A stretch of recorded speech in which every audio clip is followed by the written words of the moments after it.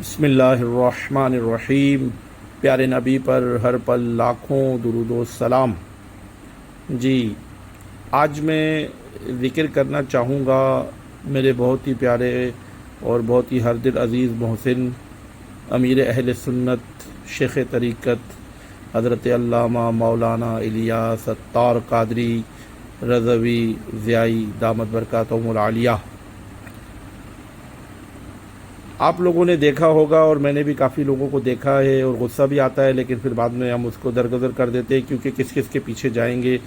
اکثر لوگ ان کے خلاف ویڈیو بناتے ہیں، شیخ طریقت کے خلاف، اور ان کی باتوں پر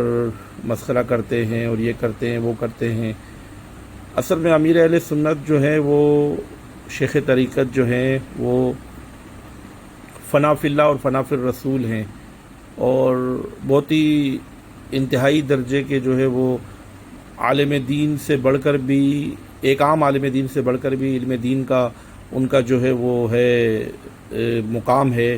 اور یہ میں نے بڑے بڑے علماء کرام سے بھی پوچھا ہے، یعنی کہ یہ میری زبان نہیں ہے کہ میں بذات خود ایسا کہہ رہا ہوں۔ پاکستان کے نامور بڑے بڑے علماء سے میں نے اس بات کی تصدیق کرائی ہے کہ شیخ طریقت کا علمی مقام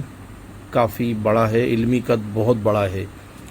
اب بعض لوگ یہ کہتے ہیں کہ آپ نے دارالعلوم سے نہیں پڑھا، استغفر اللہ، آپ کی تعلیم نہیں ہے، آپ تعلیم یافتہ نہیں ہے، یہ نہیں ہے وہ نہیں ہے۔ تو پہلی بات ایک یاد رکھ لیجئے کہ سند جو ہوتی ہے نا، وہ صرف وہ ایک سرٹیفکیٹ ہے، کاغذ کا ٹکڑا ہے۔ علم کو سند کی ضرورت نہیں ہوتی ہے، ٹھیک ہے۔ گاڈ گفٹڈ، اور کیا کہتے ہیں اسے، اللہ تعالیٰ کی طرف سے جو علم عطا کیا جاتا ہے ایک علم لدنی بھی ہوتا ہے۔ اب مجھے اس کی اتنی نالج تو نہیں کہ میں اسے یہاں پر چسپا کروں، لیکن اس بات میں کوئی شک نہیں کہ آپ کے پاس اللہ تعالیٰ کا عطا کردہ علم بہت ہے، کیونکہ آپ علم کے اندر غوطہ زن رہتے ہیں۔ ایک وہ شخص جس نے غربت کے اندر کراچی جیسے مسلین اور یہ اس کے اطراف کے علاقوں میں اور کھارا دار کے آس پاس کے علاقوں میں اپنی زندگی کا بچپن گزارا اور جھاڑو کا کاروبار کیا، ایک غربت اور قسم پرسی میں، لیکن دین اسلام کو نہیں چھوڑا، اور بالکل مستحکم طریقے سے اور بالکل منظم طریقے سے ڈٹے رہے۔ اور ایسا پھر کرنا ہوا کہ جب آپ جوان ہوئے تو آپ ایک نور مسجد کے امام بنے۔ پھر کراچی کے پاکستان کے بڑے بڑے علماء کرام بیٹھے تھے، اور وہ لوگ ایک تنظیم بنانا چاہتے تھے، تو کیوں انہوں نے اتنے بڑے بڑے علماء کرام کو چھوڑ کے جناب حضرت الیاس قادری صاحب کا جو ہے نام تجویز کیا، متجوز کیا؟ یہ تمام اس چیز کی نشاندہی ہے کہ آپ کا علمی قد بہت بڑا ہے، اور بزرگان دین نے آپ کو دیکھ کر یہ بھانپ لیا تھا کہ یہ شخصیت جو ایک گدڑی کا لال ہے، اور جو ایک سادہ سے لباس میں ملبوس ہے، اور اپنی سادہ زندگی میں دیوانگی کے اندر حد تک ڈوبا ہوا رہتا ہے، یہ کوئی عام شخص نہیں ہے۔ یہ وہ ہے جو کل ریکارڈ قائم کرے گا، یہ وہ ہے جو کل ریکارڈ قائم کرے گا۔ اور اللہ تعالیٰ کا کرنا ایسا ہوا کہ دعوت اسلامی جب سے بنی ہے، اور آج جو میں آپ سے بات کر رہا ہوں، اب تک وہ بڑھتی ہی جا رہی ہے، اس میں ترقی ہی ہو رہی ہے۔ اور مجھے اگر آپ ایک دنیاوی چیز ایڈ کرنے دیں تو میں نے جو ہے مینجمنٹ اور لیڈرشپ کا جو مطالعہ کیا ہے، اس میں جو پختہ لیڈرشپ کے جتنے بھی اصول میں نے دیکھے ہیں، وہ تمام کے تمام تر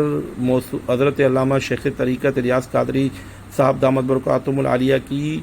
ذات میں بالکل پائے جاتے ہیں، اور آپ اس میں بہت حد درجے تک جو ہے وہ کمانڈ رکھتے ہیں۔ تو آپ نے ہار نہیں مانی، تو لیڈرشپ کے تمام تر اصول آپ میں پائے جاتے ہیں۔ اور وہ لوگ جو آج دنیا کو لیڈرشپ کی تعلیمات دیتے ہیں اور پیارے نبی صلی اللہ علیہ وسلم کا ذکر نہیں کرتے ہیں، اور سرکار صلی اللہ علیہ وسلم کی سیرت سے برگشتہ ہو کر لیڈرشپ سکھانا چاہتے ہیں، ان سب کو میں دعوت دوں گا، اور میں ان سب کو یہ کہوں گا کہ آئیں خدا را دیکھیں کہ یہ وہ شخص کہ جس نے حضور صلی اللہ علیہ وسلم کی صرف سنت کو تھاما اور ان کے طریقوں کو تھاما، ان کے جو ان کے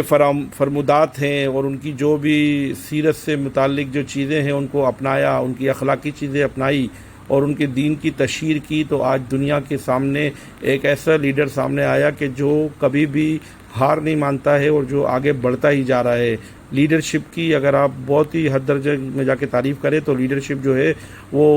اسی چیز کا نام ہے کہ وہ جس ادارے میں ہوگی وہ ادارہ ترقی کرتا رہے گا، اور جہاں لیڈرشپ کمزور ہوتی ہے تو وہ ادارہ ترقی نہیں کرتا۔ تو شیخ طریقت جو ہے وہ لیڈرشپ کی ایک اعلیٰ مثال ہے، اور جسے ہم کہتے ہیں نا کہ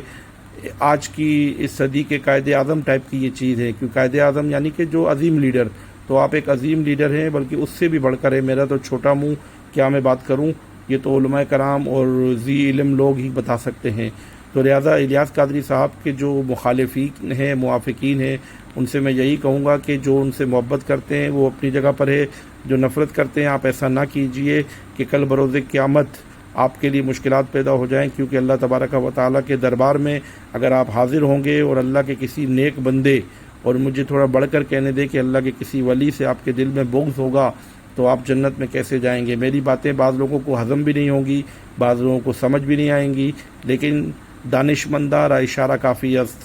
تو جو سمجھ گیا وہ سمجھ گیا۔ اچھا، آپ لوگ اور کچھ نہیں کر سکتے تو کم از کم خاموشی تو اختیار کر سکتے ہیں۔ کیا یہ ضروری ہے کہ آپ کی جس سے دشمنی ہو آپ اس کے بارے میں کچھ کہیں؟ خاموشی کا تو راستہ اختیار کر سکتے ہیں نا۔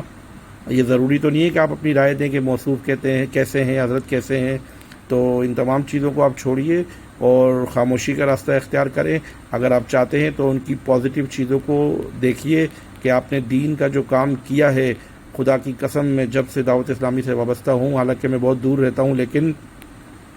بہت کام کیا ہے، اور میں یہ ڈنکے کی چوٹ پر کہہ سکتا ہوں، ٹیبل ٹاک میں کہہ سکتا ہوں کہ دعوت اسلامی جیسی کوئی تنظیم دنیا میں دین کا کام نہیں کر رہی ہے۔ اہل حق کی ہزاروں تنظیمیں ہیں، بہت لوگ دین کا کام کر رہے ہیں، تبلیغ کا کام کر رہے ہیں، اس میں کوئی شک نہیں ہے، اور اس میں علماء حق بھی ہیں اور اہل حق بھی ہیں، سب ہیں، لیکن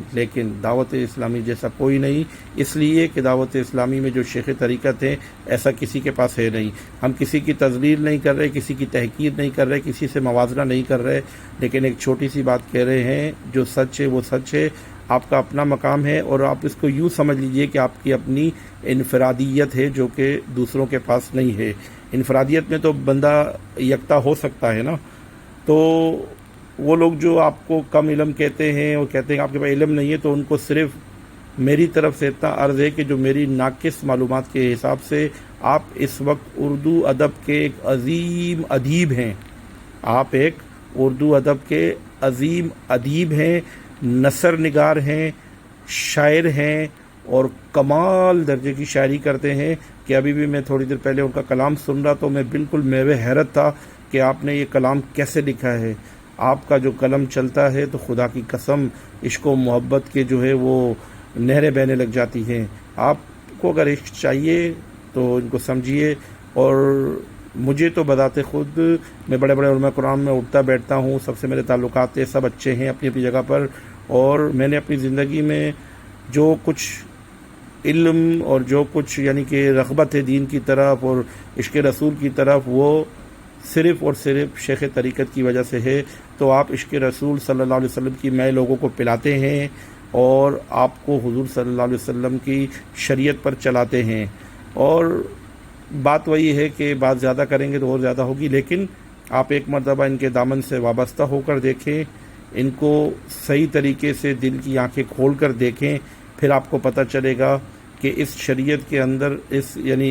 شریعت کی اس شخصیت کے اندر آپ کو جو شفافیت نظر آئے گی اور جو ٹرانسپیرنسی نظر آئے گی، خدا کی قسم آپ بالکل چراغ لے کر بھی ڈھونڈے آپ کو نہیں ملے گی۔ بہت ہی اعلیٰ مثال ہے اس وقت، آپ کو کس مثال پہ رکھا جائے آپ وہیں پر قائم ہیں ماشاءاللہ۔ الحمدللہ مجھے یہ شرف حاصل ہے کہ لوگ